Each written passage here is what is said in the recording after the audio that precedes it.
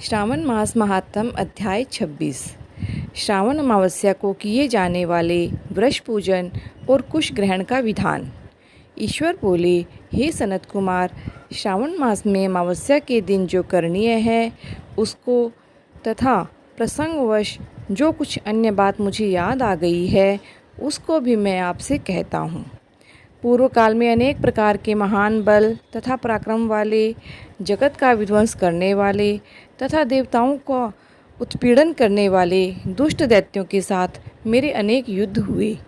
मैंने शुभ वृषभ अर्थात नंदी पर आरूढ़ होकर संग्राम किए, किंतु महाशक्तिशाली तथा महापराक्रमी उस वृषभ ने मुझको नहीं छोड़ा।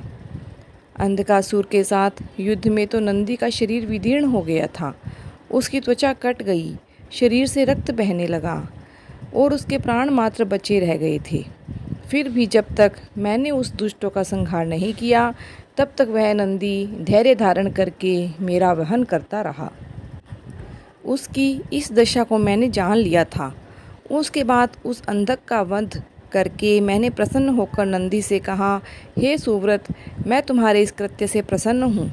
वर मांगो, तुम्हारे घाव ठीक हो जाएं, तुम बलवान हो जाओ और तुम्हारा पराक्रम तथा रूप पहले से भी बढ़ जाए।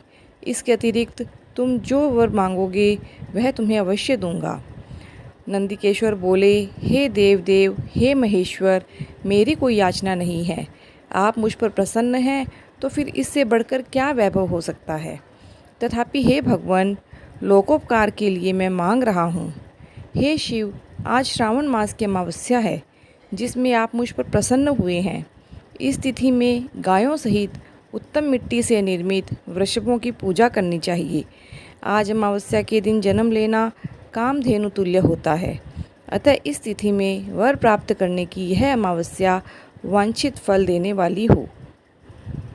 आज के दिन भक्तिपूर्वक प्रत्यक्ष वृषभों तथा गायों की पूजा करनी चाहिए। गेरू आदि धातुओं से प्रयत्नपूर्वक उन्हें भूषित करना चाहिए। उनकी सींगों पर सोना, चांदी आदि के पत्थर मढ़े और रेशम के बड़े बड़े गुच्छों को भी सींगों पर बांधें। अनेक प्रकार के वर्णों से चित्रित सुंदर वस्त्र से उनकी पीठ को ढक दें और गले में मनोहर शब्द करने वाला घंटा बांध दें। सूर्योदय से लगभग 4 घड़ी बीतने पर गायों को गांव से बाहर ले जाकर पुनः सायं बेला में गांव में प्रवेश कराएं।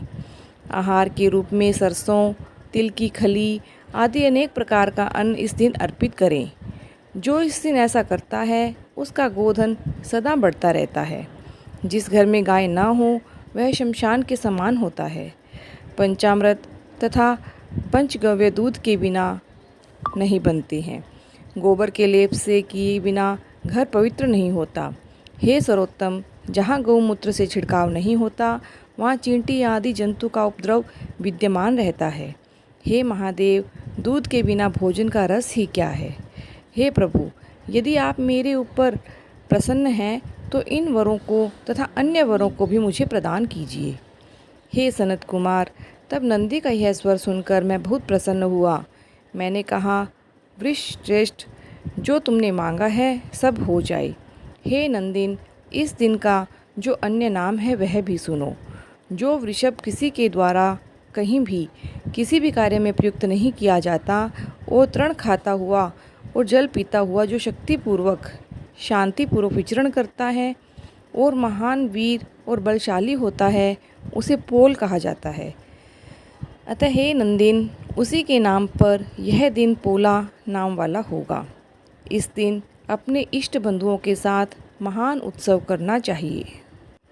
हे वत्स, मैंने उस दिन ये श्रेष्ठ वर प्रदान किए थे, अतः लोगों के द्वारा इस श्रेष्ठ दिन को पोला नाम वाला कहा गया है।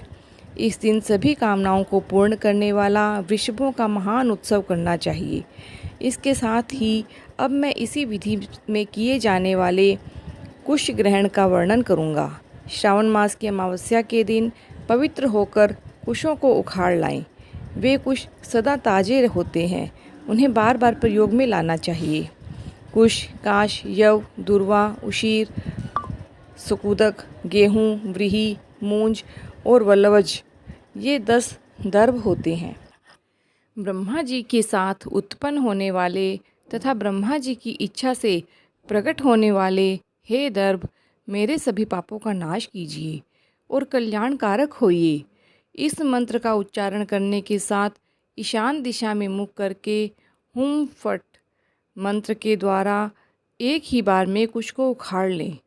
जिनके अग्रभाग टूटे हुए न हों तथा शुष्क न हों, वे हरित वर्ण के कुश श्राद्ध कर्म के योग्य कहे गए हैं और जड़ रहित कुश देव कार्यों तथा जप आदि में प्रयोग के योग्य होते हैं।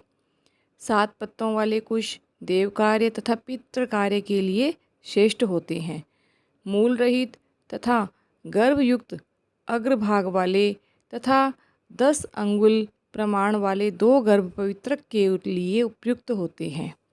ब्राह्मण के लिए 4 कुश पत्रों का पवित्रक बताया गया है और अन्य वर्णों के लिए क्रमशः 3, 2, 1 दर्भ का पवित्रक कहा गया है, अथवा सभी वर्णों के लिए 2 दर्भों का ग्रंथियुक्त पवित्रक होता है। यह पवित्रक धारण करने के लिए होता है, इसे मैंने आपको बता दिया है। उत्पवन हेतु सभी के लिए 2 दर्भ उपयुक्त होते हैं। 50 दर्भों से ब्रह्मा और 25 दर्भों से विष्णु पर बनाना चाहिए। आचमन के समय हाथ से पवित्रक को नहीं निकालना चाहिए। विकिर के लिए पिंड देने और अग्नोकरण करने के साथ पाद्य देने के पश्चात पवित्रक का त्याग कर देना चाहिए। दर्भ के समान पुण्यप्रद, पवित्र और पापनाशक कुछ भी नहीं है। देव कर्म तथा पितृकर्म ये सब दर्भ के अधीन है। उस प्रकार के दर्भों को श्रावण मास के अमावस्या के दिन उखाड़ना चाहिए। इससे इनकी पवित्रता बनी रहती है। श्रावण मास की अमावस्या का वर्णन क्या किया जाए। हे सनत कुमार, श्रावण मास की अमावस्या के दिन जो कृत्य होता है उसे मैंने कह दिया। श्रावण मास में और भी जो करणीय है उसे भी मैं आपसे कहता हूँ।